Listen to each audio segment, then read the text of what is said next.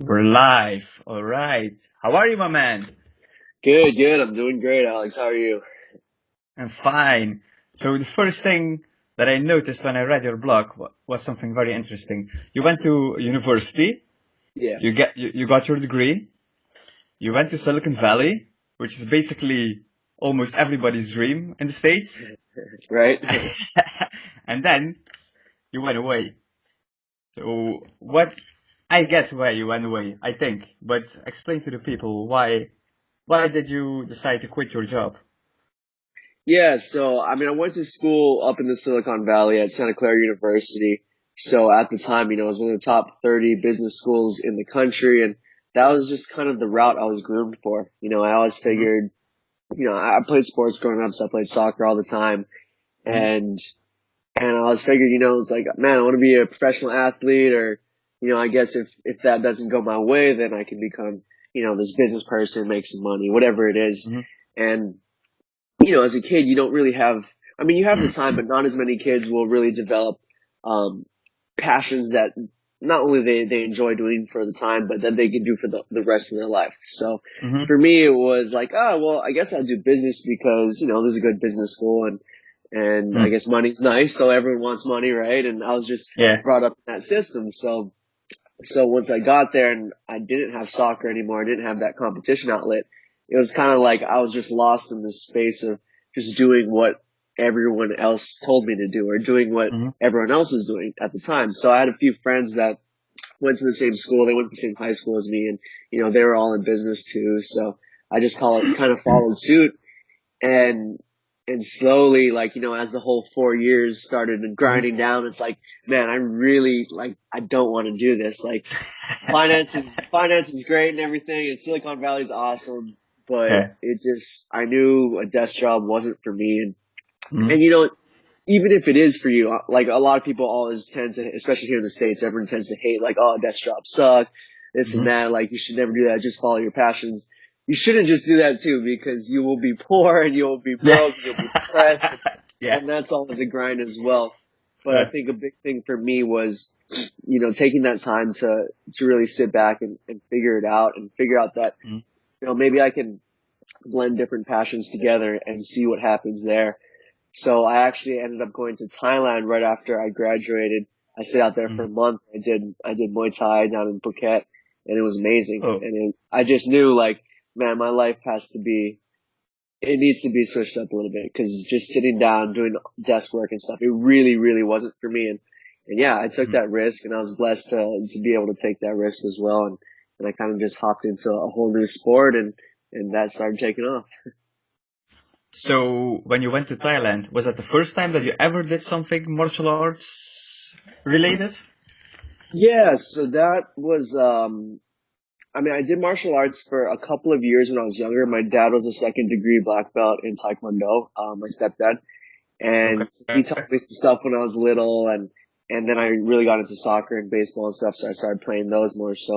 Hmm. So this was, I guess, my first real exposure where I kind of chose to do it on my own, and I just, I hopped in and started doing some Muay Thai, started doing some jiu-jitsu classes as well, Hmm. and it really just, it took over, man. That jiu-jitsu bug bit me, and once that Yeah. bites you, then you just get lost in all those YouTube channels online.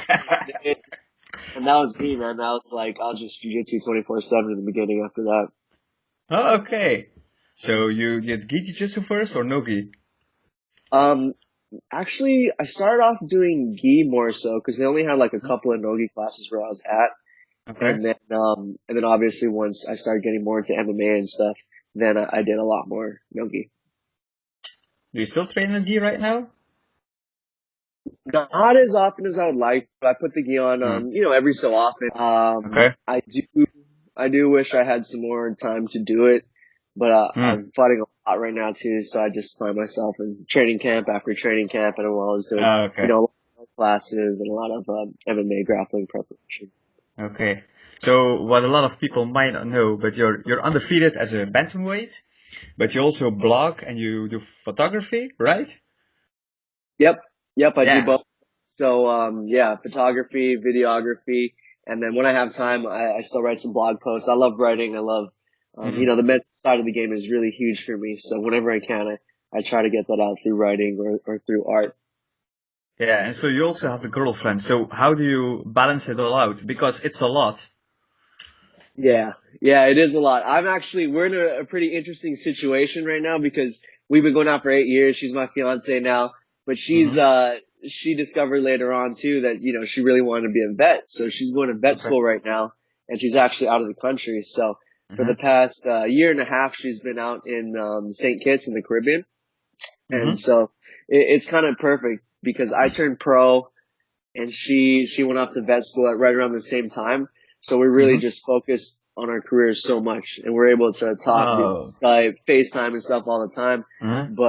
But still, it's good because we're able to really just focus on what we're doing with our careers. And once she's done out there next year, then she'll be back up here, and we'll still be able to work everything out well. But it's been a good year and a half of just pure like MMA focus. Oh, that's great. So actually, the obstacle became the way. Exactly. Yeah, Exactly. Ryan it's what. Holiday, baby. Yeah, it's one of your favorite books, right? Yep, Yeah, exactly. it's one of my favorite books as well. So this brings me to the next question. Like, what's your vision on loss, adversity, failure, like all the negative things according to society? Like, how do you deal with it? Yeah. So, all those stuff, they are obstacles along the path, and ultimately they're things that more often than not are out of our control. So we have Mm-hmm. two spheres of influence, right? The stuff that we can control, and Mm-hmm. then there's the outer stuff that we can't control. Mm-hmm. So through books like The Obstacles the Way and stuff, Yeah.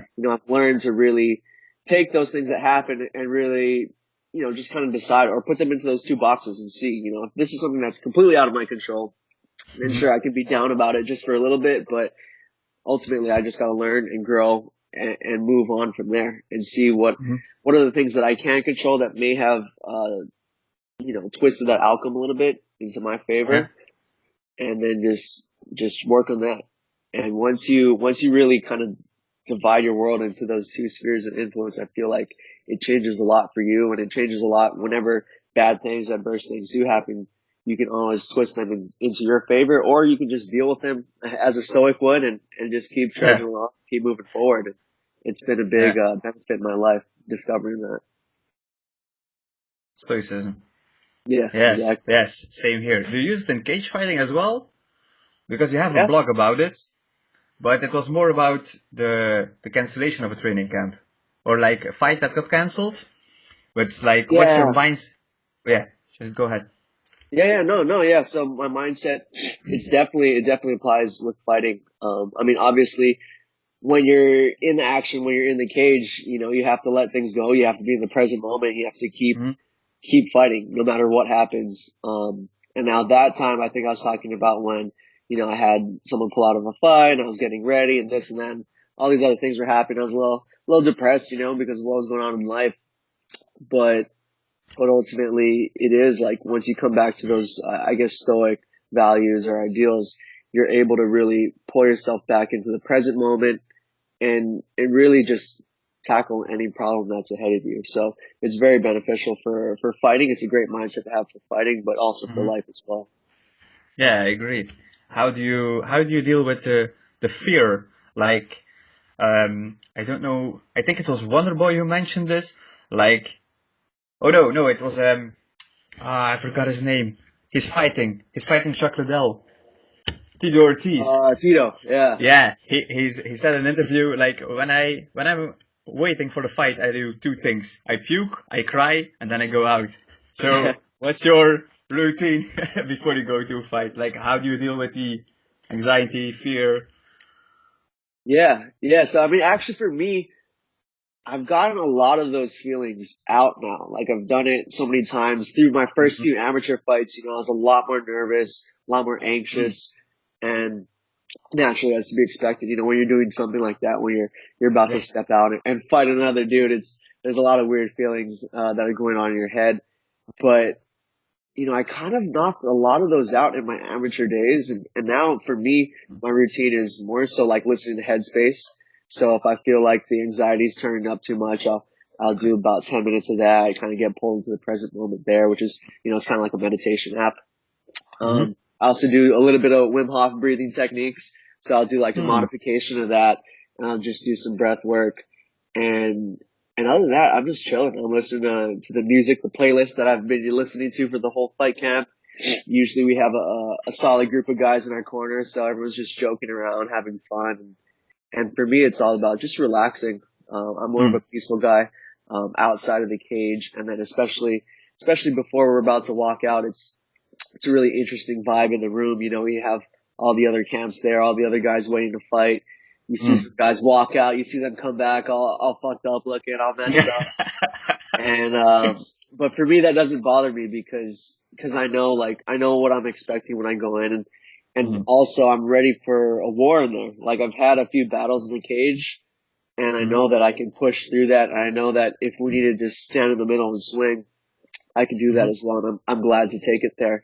So when Okay. I have that peace of mind, I guess that, if I'm willing to drag you to hell and back, then it Hmm. makes me a lot more confident, a lot more calm going in. So I wouldn't say that I'm more of a Tito guy where I'm, getting really anxious and throwing up or anything Hmm. like that.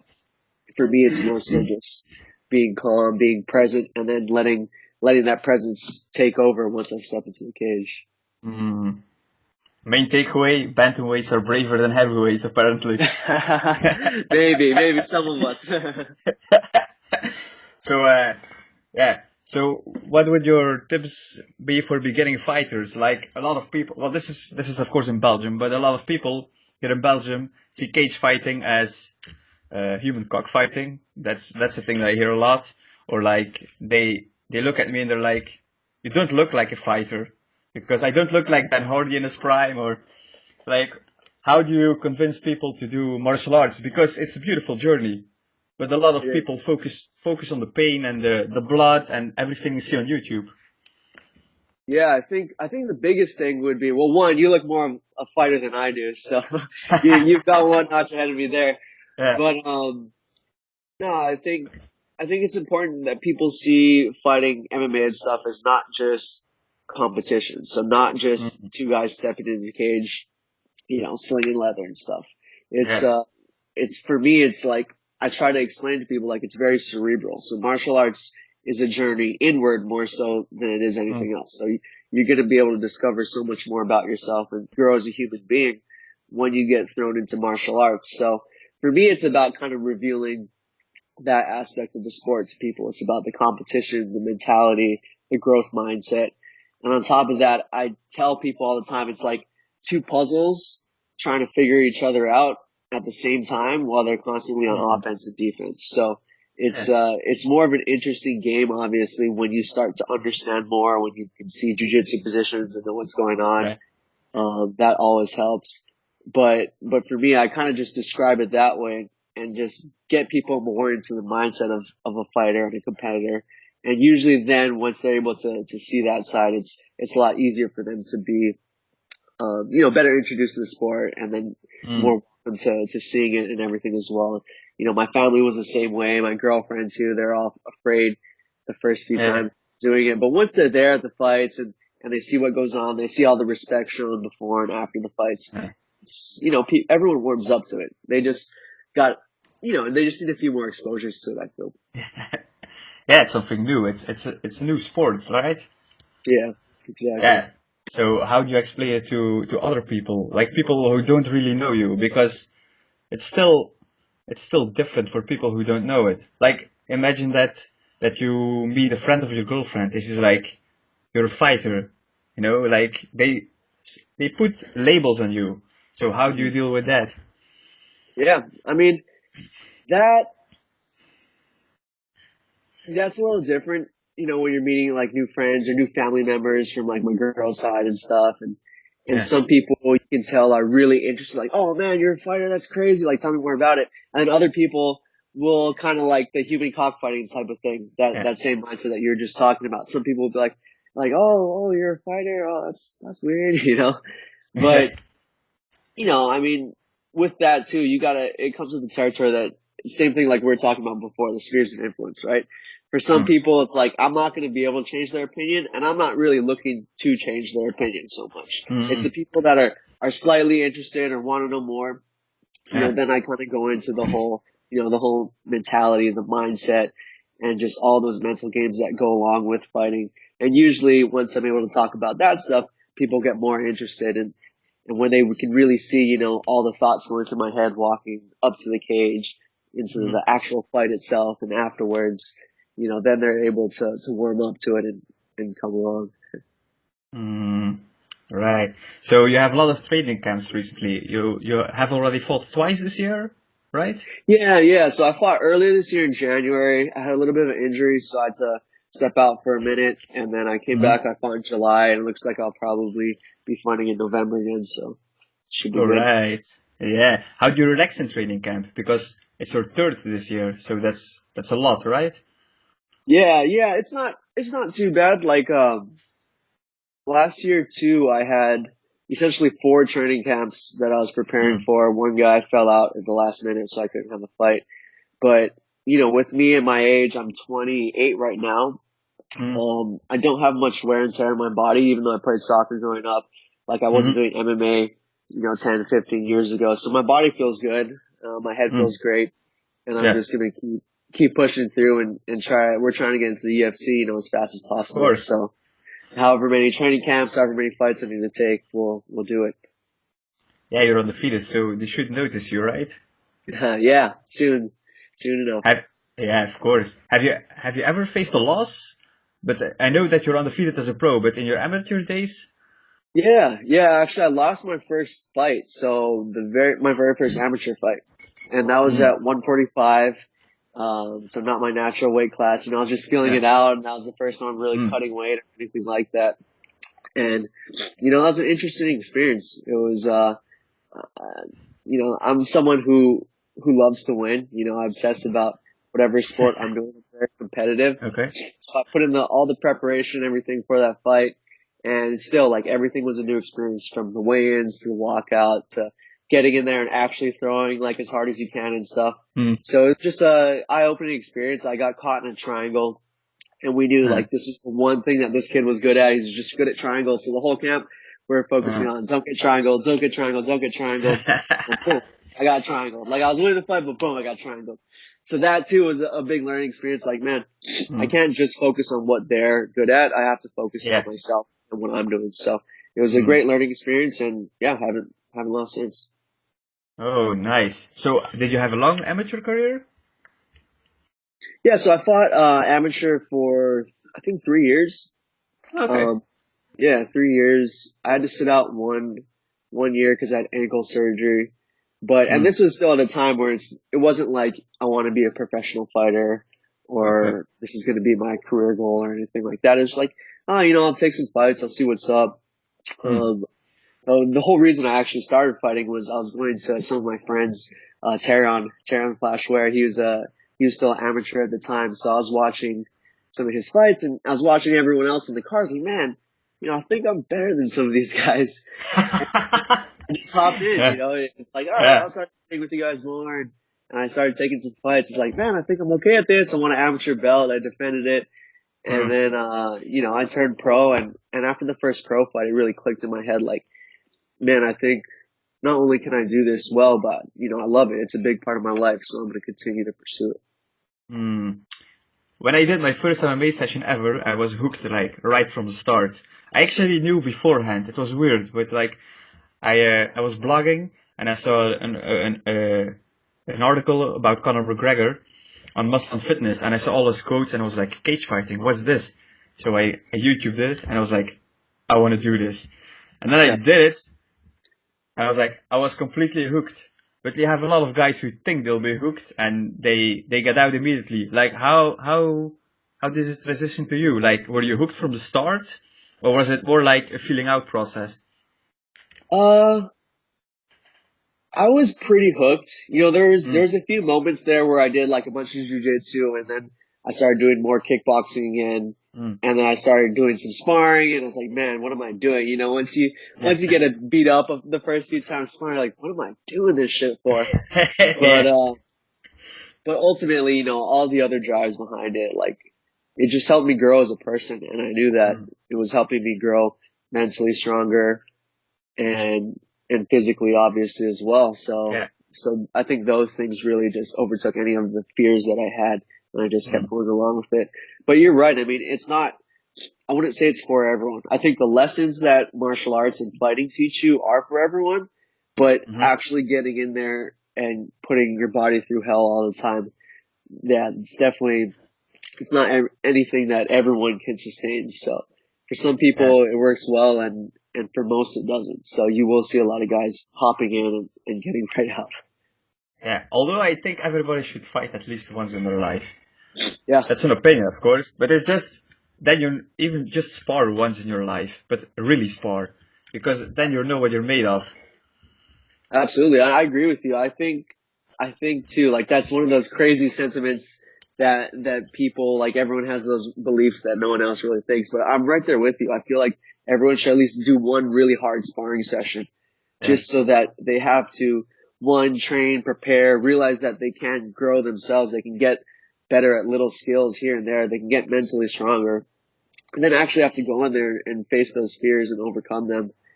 It's certainly a process that you don't really get through many other things in life, or it takes you many, many years to kind of understand those same values, all of which I can learn in one training camp. So it's a fascinating sport.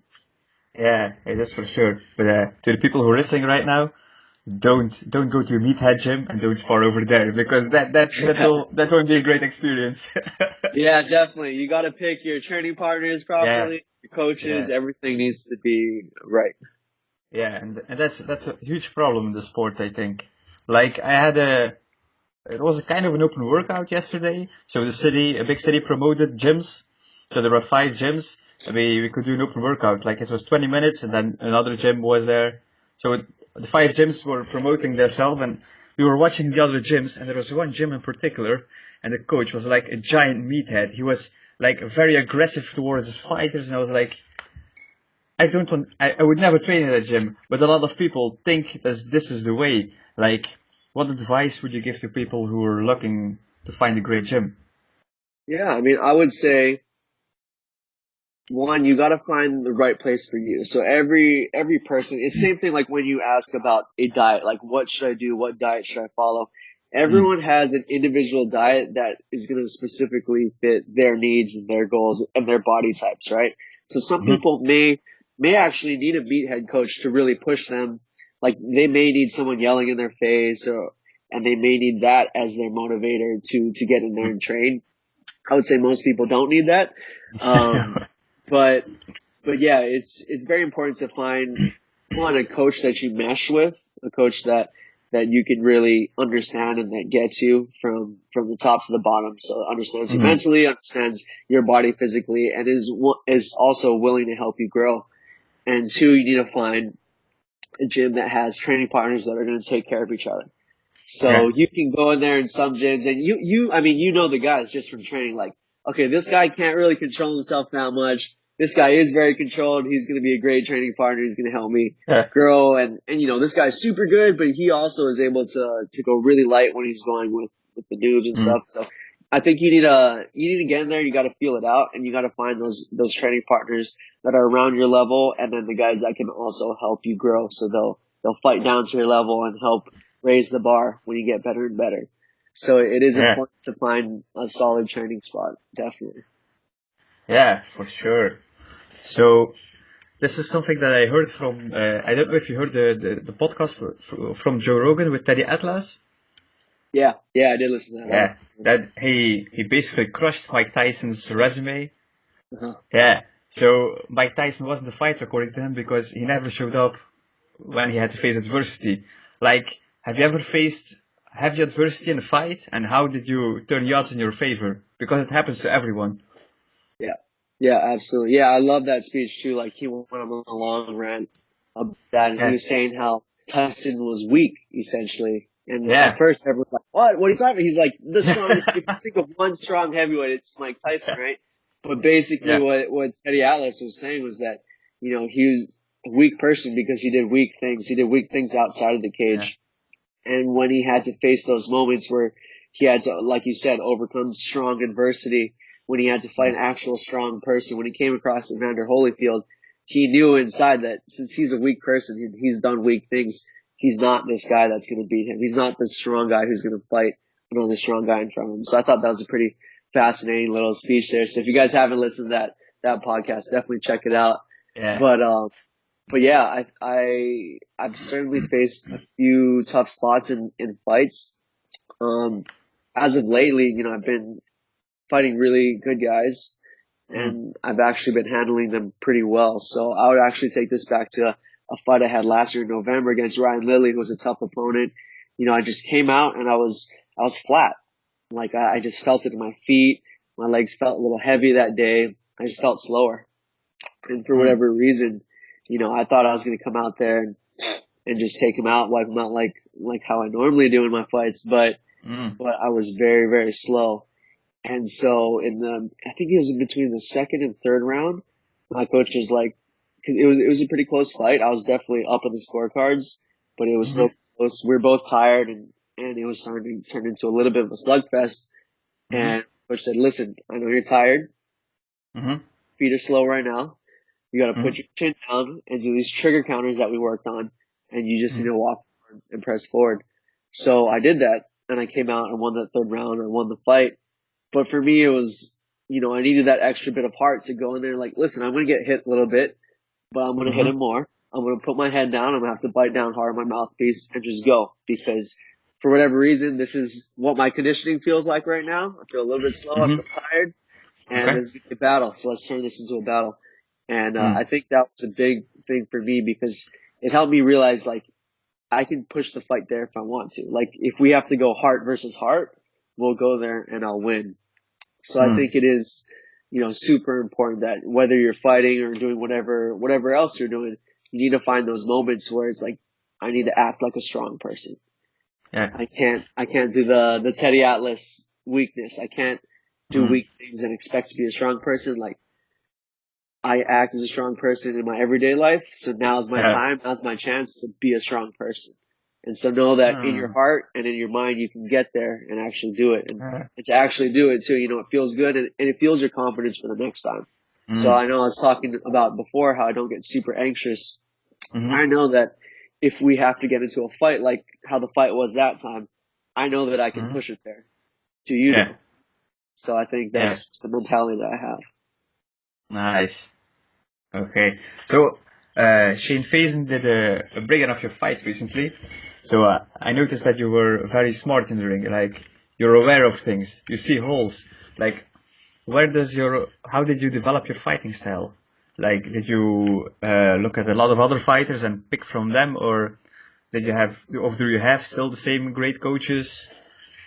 Yeah. It's a little bit of a mixture of both. I started with my coach Ian Harris. He was like my first MMA coach, and so he's been there since day one. Also, Coach Adam Lerner, he's more of my striking coach and everything. But he really twisted my game and sharpened me up on the feet. And I would say that's when I started watching more of other fighters. So I started watching more TJ Dillashaw, watching a lot of Lomachenko and stuff. So we're piecing together just different things of those guys that I liked. So I liked a lot of the feint, I like the movement of Lomachenko, same thing with TJ. And then we tried molding myself into that type of fighter. So yeah, I think it's a mixture of coaching styles and then also watching a bunch of fighters and picking and choosing what works for you and your body type as well. Yeah. You worked with Anderson Silva, right? Yeah, I filmed him a couple of times, actually. I filmed him for a TV show, so I've seen him around a couple of times. Did you learn some lessons from him? Like striking wise? We weren't really training together, but just watching him move and just watching what he does and what's going on through his head. Cause normally he's a great training partner too. I see him coaching up usually whoever he's sparring. I never see him just going there to bang and stuff. So I kind of listen and I see and I just look at what his body does and just doing things like that, being able to be exposed to guys like him, Lyoto Machida, a lot of these top athletes I've been able to film them train and stuff. So it's been cool just picking things off. Just from the footage I have too, it's always good to of course. have that extra footage to go in and see that's what he was doing. Interesting. So you're not in camp right now, right? We're just starting up again, so we should be fighting mid-November. And basically just starting up. So when you're not in camp, how many training sessions do you have per week? Usually I'm in there. Usually I'm in there at least once a day for Mm-hmm. major training sessions, whether they be MMA stuff or boxing, striking stuff. Mm-hmm. Um, and then usually I'll do a couple 2 days in there too. So Mm-hmm. working on like jujitsu at night or whatever it is. Mm-hmm. But come training camp, it really depends. We want to scale everything to where how my body's feeling that day. But it's anywhere from 2 to 3 training sessions a day. With usually I have one full day of rest, which I take Mm-hmm. on Sundays. But Yeah. yeah, it's basically pushing your body right to that breaking point where you're not Yeah. completely getting sick like how I am right now. You're not Yeah. completely sick or you're not completely broken down, but Yeah. you're able to push enough and then get some recovery and make sure you have a nice hard sparring day. And then Mm-hmm. I like I said, I take one full day to recover too on Sundays, where I usually just do some active rest, do a little bit of stretching and stuff. But yeah, I mean, camp now is like a science. It has to be. It's not like the old days in MMA where you can just train, unless you're John Jones, train for a few weeks and then fight some killer, right? Like you have to Mm. have Yeah. everything from strength and conditioning to your skill training to sparring. Everything needs to be on point. Do you do a lot of strength and conditioning? I actually don't do as much. It depends. Like right now, I do more in the beginning of camp, and then the Uh-huh. last 4 weeks, really, there's not much weight training. There's a lot of just body weight stuff, and it's more Mm-hmm. so just getting everything up to fight speed. So a lot of plyometrics and things like that. And then it depends too. Like if I'm more grappling based, if I'm doing that in camp, then Mm-hmm. usually I'm not doing as many strength and conditioning sessions too, just because all the wrestling, all the grappling too, it's a lot of hard work on your body. So it just depends. Yeah. The main thing is not to overtrain because I've done that before and that Mm-hmm. it just ruins your body, it ruins your mental Yeah. state, and it hurts your camp more than anything. Oh yeah, it sucks. I broke my nose when I was overtrained. Yeah. Just it was a soft sparring session. Like he faked a kick, and I was so tired that I wanted to catch the kick, and it was right on my nose. And I was like, Uh, yeah. yeah. So I needed to rest anyways, but it was like resting with a broken nose. It was a good learning lesson for myself. Like Yeah. and then in those days I was like, all the pros they train twice a day, so I'm gonna do the same. Yeah. You So it really got was to feel your body out. yeah yeah, don't go all out right from the start. Yeah. Yeah. Yeah. So, uh, you said something interesting, right? Like diet is different for everybody. Like, how's your diet? Like, do you eat 3 big meals? Do you eat five smaller meals? Do you count calories? No, so mine, like, I used to count calories, and that was just driving me crazy. Like, I was Yeah. just on my phone every day, like, adding Yeah. everything up, weighing things out. That was too much for me. I tried, in amateur, I tried doing more of like a keto diet, and it was okay, but it Huh? didn't work out too as well as I would have liked. Now I do more of like an intermittent fasting, so I'll wake up, I'll have some coffee in the morning, some grass-fed butter in that, so it's like a slower Hmm? release of the caffeine. And then I don't usually get hungry until about 1 or 2 o'clock. So I'll have like a big salad with some meat in there, some fish, or maybe just eggs, something like that, some protein. And that usually holds me off until nighttime. And then I have my big meal at night. So I'm Asian. Okay. I love rice. So I Yeah. usually have a bunch of white rice there with Uh-huh. some protein, some more veggies and stuff. But usually I just kind of, I don't know, I want to say the last 4 fight camps I've been doing this where I have that morning where basically it's just coffee in the morning, and then I eat a smaller lunch, and then a huge dinner with a bunch of Mm. carbs at dinner, and that fuels me for the whole day. And that's just like what we talked about before. Everyone's body is different. Everybody's training should be different too. To Yeah. be tailor made for themselves. So for me, this type of diet works best, and I don't want to say it works for everyone, but for me, it's basically just getting enough carbs to fuel my workout for the next day, Mm-hmm.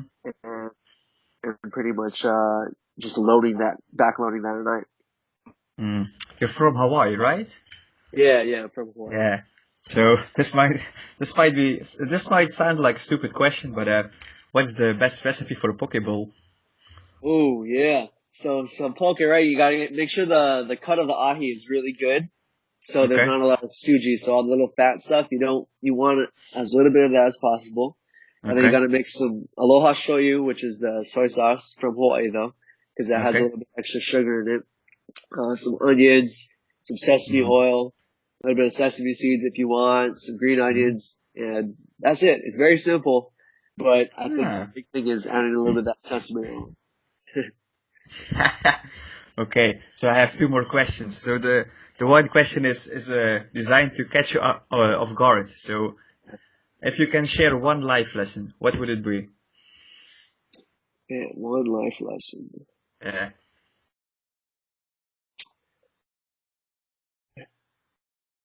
I really love the quote from Marcus Aurelius, the great philosopher king. yeah. Your life is what your thoughts make it to be. Mhm. So I would say the biggest thing is getting your head straight.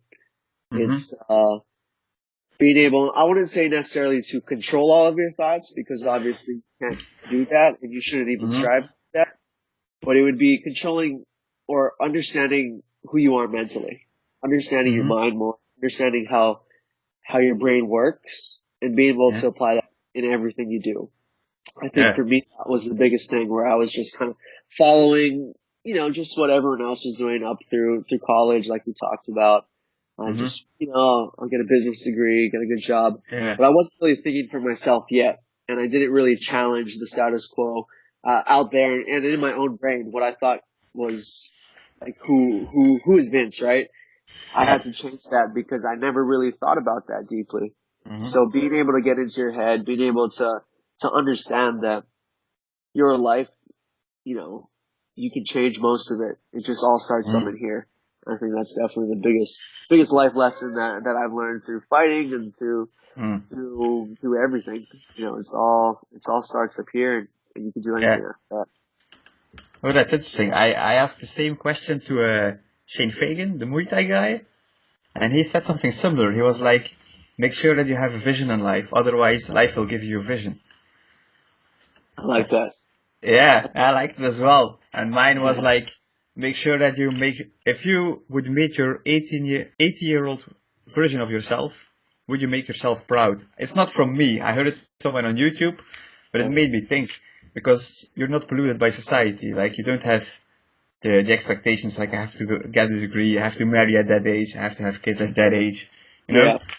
Yeah. Would you think I'm a badass or would you think I'm a loser? Like no regrets or regrets? Yeah. So That's a now, great one to think and keep in the back of your head. yeah, yeah, it makes you aware of your choices in life. Like, am I going to go out or I'm going to train the next day? So it's small decisions that add up over time. Yep. Yeah, I'm right Okay. there. It's all those small decisions too. Like if you make those small decisions and you slightly veer off the course of where you were, when you expand on that, like at the end of the day, years later, you're at a vastly different spot than what you would be at.